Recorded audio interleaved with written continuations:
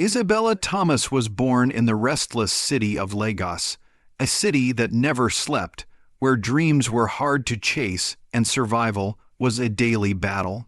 From the moment she opened her eyes to the world, life tested her strength. Her mother died just minutes after bringing her into the world, leaving her father, Peter Thomas, to raise her alone. Peter was a simple man, a market laborer who spent his days lifting heavy bags of rice, crates of onions, and cartons of tomatoes for traders in the bustling markets of Lagos mainland. He didn't have much, but what he lacked in wealth, he made up for in love, discipline, and hope. Every morning, before he left for work wearing his torn shirt and dusty slippers, Peter would look at his little daughter and say, "Your education is my pride. I may be poor, but you, my sweet daughter, will become someone great one day." Those words became Isabella's compass, the voice that guided her through every hardship that life would later bring. They lived together in a small, single-room apartment with a leaking zinc roof that dripped whenever it rained. There was only one bed, a wooden stool, and a table that wobbled when touched, but the house was filled with warmth and laughter. Isabella's father made sure she understood the value of honesty and hard work. He always told her that no condition was permanent, and as long as she had a good heart and determination, she would find her way in life. From a young age, Isabella stood out in her neighborhood. While other children played on the dusty streets, she was often seen sitting by the dim glow of a candle, reading her schoolbooks until her eyes grew heavy. When the neighbors turned on their noisy gasoline generators, Isabella would quietly carry her stool outside to read under their light. The children in the neighborhood called her the street professor, and not out of mockery, but admiration. She was brilliant, kind, and determined. She also helped her father manage a small logbook where he recorded his daily earnings. Though she was only a child, she showed a natural love for numbers. Her father often smiled as she balanced the figures, telling her that she would make a fine accountant someday. Isabella took those words to heart, and when she finally gained admission into the University of Lagos to study accounting, it was the happiest day of her father's life. Peter Thomas wept tears of joy as he held the admission letter in his hands. "My daughter, you will go where I could never go," he told her. To make sure she stayed in school, he began to take extra shifts at the market, sometimes working until his body gave out. He carried heavier loads than ever before, worked through the rain and the sun, and borrowed small amounts from market women who trusted him. All of it was for his daughter's future.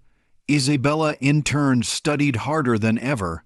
She wanted to make her father proud, to repay his sacrifices with success. Her professors admired her intelligence and quiet determination, and her classmates often came to her for help. It seemed like everything was finally falling into place for the young girl who had grown up with nothing but hope.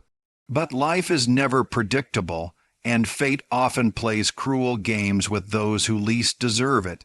One afternoon, during Isabella's third year at the university, she had just finished her last exam for the semester when she noticed a group of men in gray suits waiting for her outside the exam hall. She felt a sudden wave of fear, thinking she had done something wrong, but the moment they spoke, her world fell apart.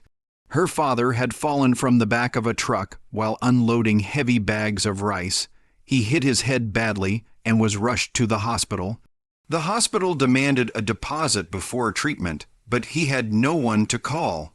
They took him to another hospital where doctors tried everything they could, but Peter Thomas died the following morning from his injuries. The news shattered Isabella completely. She stood there in silence, unable to move, unable to cry. The only family she had in the world was gone. When she finally gathered the strength to visit the hospital, she was met with a mountain of unpaid bills. She sold the few possessions her father had managed to buy over the years just to give him a proper burial and clear the hospital debt. When the burial was over, she found herself alone in the world, with no home, no money, and no one to turn to. Still, she refused to give up. Her father had taught her that giving up was never an option. She started taking small tutoring jobs, washing clothes for families, and applying to banks and supermarkets for part-time work. But Lagos was merciless to people without connections. The few employers who showed interest made inappropriate offers, demanding things that went against her values. Isabella refused every one of them. She would rather go hungry than lose her dignity. When she couldn't pay her rent anymore, the landlord came and locked her room, throwing out the few clothes she had left. That night, she slept on a wooden bench outside a bakery, and the smell of fresh bread tormented her empty stomach. She wept quietly, thinking about her father's words and the promise she had made to him, that she would take care of him someday. Now she couldn't even take care of herself. With no place to go, Isabella found refuge under a concrete bridge in a remote part of the city. The nights were cold, and the mosquitoes were relentless, but she refused to lose hope. Every morning before dawn, she woke up, washed her face with sachet water, and began making small bracelets and keychains out of colored plastic beads. She arranged them neatly on a small tray and sold them by the roadside. Some days she made just enough to buy a small meal, other days she sold nothing at all. People passed by without noticing her, some sneered, others laughed, but she never stopped smiling. She worked hard every day, driven by the belief that one day her father's words would come true, that no condition was permanent. She had lost everything, but she still carried with her the one thing her father had left behind: hope. One fateful evening, as the sun dipped low over the noisy streets of Lagos and the smell of petrol and dust filled the air, Isabella was walking home to the bridge where she slept. Her body ached from the long day of trying to sell bracelets, and her stomach growled from hunger. She had made almost no sales that day, and the few coins in her hand barely jingled. She kept her eyes low, focused on the cracked road, when something caught her attention near the roadside beside a petrol station, a dark leather object lying half hidden in the dirt. At first she hesitated. In a city where everyone looked out only for themselves, anything left unattended was either a trap or someone else's loss. But curiosity slowly pushed her forward. She bent down and picked it up. It was a wallet, not an ordinary one, but a fine leather wallet with perfect stitching and a silver logo embossed on it. Her heart began to race as she opened it carefully. Inside were bundles of crisp 1,000 Naira notes, stacked so thick she could hardly close the wallet again. She had never seen so much money in her life. Her fingers trembled as she counted the edges of the notes. It was enough to feed her for months, maybe even rent a room and buy new clothes. Her heart pounded harder and her breath came faster. She could almost hear a whisper in her mind telling her that it was a miracle, that maybe God had finally decided to reward her for all her suffering. No one saw her pick it up. No one would know. The man who lost it was probably rich. It would be nothing to him, but everything to her. As she turned the wallet in her hands, something shiny caught her eye. Tucked neatly inside one of the slots was a company ID card. It read Daniel Grant, CEO Grant Tech Holdings. His picture was printed next to the name, and below it was an address and a phone number. Isabella froze. The name sounded familiar. Grant Tech was one of the largest technology companies in Lagos, a place she had seen on billboards and in newspapers. The owner was known as one of the richest men in Nigeria. She stared at the name again, her heartbeat echoing in her ears. She sat down by the roadside, clutching the wallet tightly to her chest. It felt heavy, not just from the money, but from the decision she had to make. For a long moment she was silent, wrestling between her hunger and her conscience. She could take the money and change her life overnight, or she could do the right thing and return it. But then, like a gentle wind, her father's voice came back to her, clear, steady, and full of love. "There is no shortcut to success, my daughter. Any money you didn't earn is not yours." Tears filled her eyes as she remembered how her father once scolded her for bringing home a pencil she found at school. He made her return it, saying that even the smallest dishonesty could stain her heart. She held the wallet tighter and whispered, "Papa, I'll do the right thing." She hid it in her small bag and walked back to the bridge that night. Despite her hunger, she didn't touch a single note. At sunrise, she woke up and decided she would find the address on the ID card and return the wallet herself. The company was far from where she lived, but she started walking anyway, determined. The journey was long and tiring. The heat of the Lagos sun beat down on her, and her slippers wore thin against the hot ground. By the time she arrived, her legs were weak, and sweat drenched her faded blouse. When she finally reached the place, she looked up and gasped. The building was a towering glass skyscraper that seemed to touch the clouds. The large sign at the entrance read Grant Tech Headquarters. Cars worth more than she could imagine lined the parking lot, and people in crisp suits walked in and out of the gate confidently. She suddenly felt small, out of place, like a shadow among giants. But she took a deep breath, clutched her bag, and walked toward the gate. She knocked gently on the iron gate, and one of the security guards appeared. He looked her over from head to toe, her dusty slippers, her worn skirt, her tired face, and sneered, "Who are you? We don't give alms here. Go beg somewhere else," he said harshly. His words stung, but Isabella stood her ground. In a calm, polite voice, she said, "Please, I found a wallet yesterday. I believe it belongs to the owner of this company." Another guard joined him, laughing mockingly. "You want us to believe that someone like you found a rich man's wallet and didn't steal the money inside? Beg, go your way," he said, waving her off. Still, Isabella didn't move. She stood quietly, her hands steady, her eyes clear. It was then that a young intern named Steve walked by and noticed the commotion. "What's going on here?" he asked. When Isabella repeated her story, Steve was surprised by her fluent English and calm tone. Curious, he took the wallet from her and opened it. His eyes widened at the sight of the money and the ID. He immediately knew she was telling the truth. He called the CEO personal assistant, Linda, and within minutes she came rushing to the gate.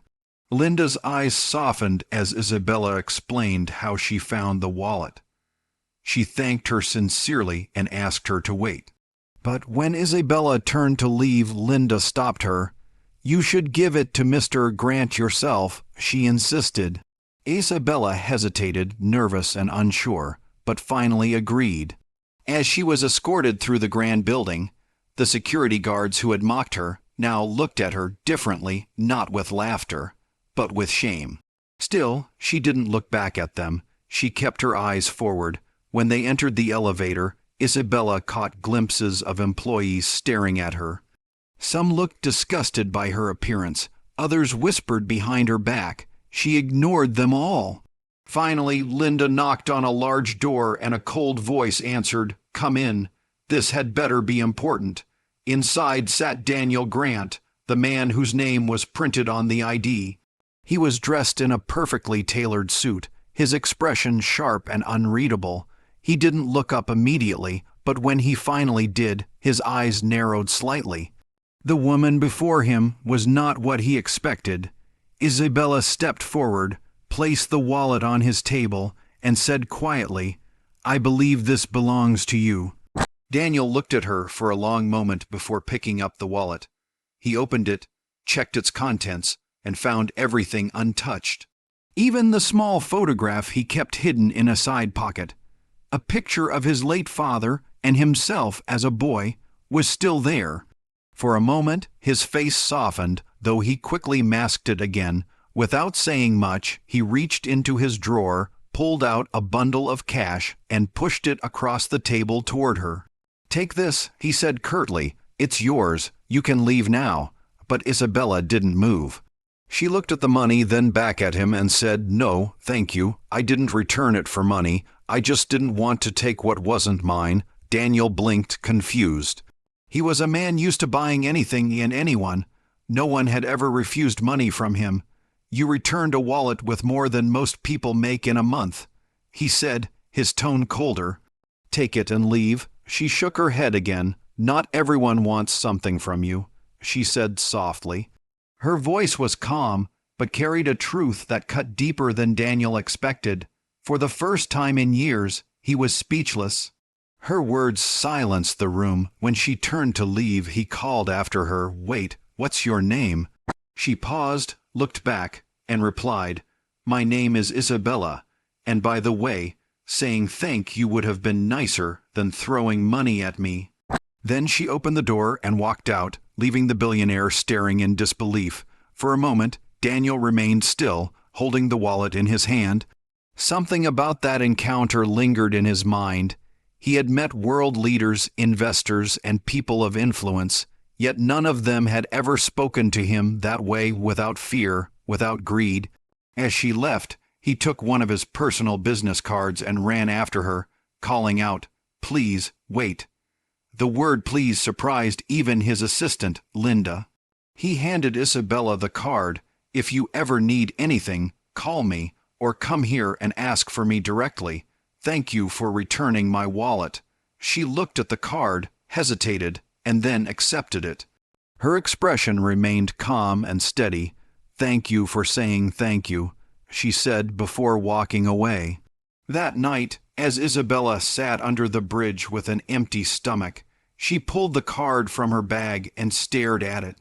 The silver letters glinted faintly in the dim light. She didn't want charity, but deep inside, she knew that this moment, the moment she chose honesty over desperation, was the beginning of something she couldn't yet understand. And far away in his luxurious penthouse, Daniel Grant couldn't stop thinking about the strange, fearless woman who had walked into his office and left with nothing but his respect. For the first time in a long while, he felt seen, not as a billionaire or a CEO, but as a simple man. He wondered how she could have so much influence on so many people despite the fact she had nothing. Despite the fact she was merely a cleaner, the lowest position in the company. One rainy evening, long after most staff had packed up and left, Daniel was about to leave the building when he overheard Isabella and some of his staff having a heartfelt conversation while sharing roasted ground nuts, but he didn't interrupt. Instead, he stood hidden in the shadows, away from their view, and listened. He listened as Isabella talked about her father, the man she loved most in the whole world, how he had died unexpectedly when she was still in the university, and how she finally had to drop out in her 4th year after doing all she could to make ends meet. As he heard her narrate her sad life experiences with a smile on her face and small laughs at intervals, something inside Daniel stirred, something he hadn't felt in a long time, something he didn't have a name for that night. When he got home, he checked his email and saw a file about Isabella, a file containing everything Linda had gathered about her. He stared at the name on the file, Isabella Thomas. It contained everything about her life, including that of her late mother and father. He read through the file, and everything he saw broke his heart deeply. He discovered she slept under a bridge a few kilometers away, yet she was always punctual at work. Daniel wondered how she could be so proud, honest, and uninterested in his wealth, despite her poor background and life experiences. Most poor people he knew weren't honest. They would do anything, including hurting others, just for the next meal. But Isabella's honesty was a mystery to him. 2 months after Isabella started working as a cleaner at the company, she had saved some money and gotten a small apartment close to the office. One morning, she was assigned to clean one of the offices on the top executive wing of the building. It was where the company's most powerful people worked: directors, financial officers, and other top personnel. She had never cleaned up there before. It was only reserved for janitors that had gained the trust of the company, and also gained experience over years on the job. She felt very happy that morning as she took the elevator up with her mop and cart. As she stepped into the hallway, she inhaled deeply. It smelled like success, She walked down to the office she was asked to clean and slowly walked in. On the table were some files and the tag of the office owner's name boldly written, Financial Officer Martins. She smiled to herself and began to clean carefully the frames, the floors, and the shelves. But as she reached to clean the window, something on the desk caught her eye. It was a file which was half open. She wasn't supposed to look, but her eyes drifted to the title on the front. It boldly stated Q3 Financial Report Internal Review, which typically refers to the third quarter of a company's fiscal year. Her heart paused for a minute as she suddenly remembered her days back in the university, sitting in the lecture hall with dreams of becoming a financial analyst before her life fell apart. One of her professors had once taught her how to read reports like this, to spot patterns, errors, and red flags. It was once her assignment, so she stepped closer, not out of disobedience, but curiosity. She wanted to imagine what it felt like once again. And something inside her whispered for her to just take a look. Just a look. She slowly opened the file and started scanning the printed pages, rows of numbers, transaction logs, payment records, and more. At first, everything seemed in order. Then she saw an inconsistency. Some numbers didn't add up. Some invoices were repeated. Same amount, same date, same vendor. At first, she thought it was one mistake, but as she flipped through more pages, she saw many. It was too clean and too careful to be a mistake. She felt her hand trembling as she glanced through the rest of the documents. Someone's hiding something. Could someone be stealing from the company, from Daniel Grant himself? She whispered to herself. She knew this wasn't a small error. It was real serious and maybe dangerous. She could close the file, finish her cleaning, and walk away. No one would ever know, or she could do what she knew was right. Even if no one would believe her, even if it meant risking everything. She finally took a deep breath, placed the pages back exactly as they were, and gently closed the file. Then she cleaned the desk as was her duty and left the room quietly, but she couldn't relax throughout the day. The files and inconsistencies she saw kept gnawing at her conscience. When she could not bear it any longer, she made up her mind to risk it all and expose what she found. As soon as she clocked out for the day, she walked straight to the executive assistant's desk. "Excuse me, ma'am. I think I found something important, and I'd like to speak with Mr. Daniel Grant," she said in a calm voice, trying to hide her nervousness. The assistant, a tall woman in glasses, looked up from her computer and scanned Isabella in her janitorial uniform. "What is so important that requires you to speak with him directly?" the assistant asked. "I think there's something wrong with one of the finance reports." Isabella answered almost immediately. "Who are you again?" the assistant asked with disbelief. "I am a cleaner, but I studied accounting, and I think someone might be stealing from the company," she replied firmly. The assistant stared at her for a long time, then picked up the phone and placed a call. 10 minutes later, Isabella was standing once again in the most powerful office in Grant Tech Holdings, the presence of Daniel Grant himself. This time, Daniel's expression was different. He stared at her with curiosity. "What report?" he asked quietly. Isabella spoke clearly. She named the file, pointed out the repeated invoices, described the suspicious payments, and even referenced the pages. When she finished, the room was silent. Daniel said nothing for a moment, then calmly picked up the intercom. "Call Mr. Martins from the finance department now," he said. 20 minutes later, Mr. Martins arrived, smiling confidently. But his smile faded quickly as Daniel handed him the file. "Please explain these figures," Daniel said. Martins flipped through, coughed, and stammered. It must be a clerical error." Daniel's voice stayed calm. "Martins, you've worked here for 6 years. You've signed every quarter's report. Do you really think I can't smell a thief?" Silence fell over the room. Martins was fired immediately. Security escorted him out of the building. Isabella sat quietly, not proud, not smug, just calm. She had done what was right. Daniel turned to her. "Did you study accounting?" She nodded. Yes, sir. I was in university before my... He raised his hand gently, already knowing her story. Well, he said finally, there's now an opening for a finance trainee position. Feel free to apply. You've proved your honesty and now your intelligence. For the first time, Daniel saw her smile, and he couldn't stop admiring how beautiful it was. The next day, the company was buzzing. Everyone was talking about Isabella, the cleaner who exposed fraud. Did you hear? A cleaner uncovered a financial crime. The HR department soon released an announcement. Applications were open for the finance trainee role.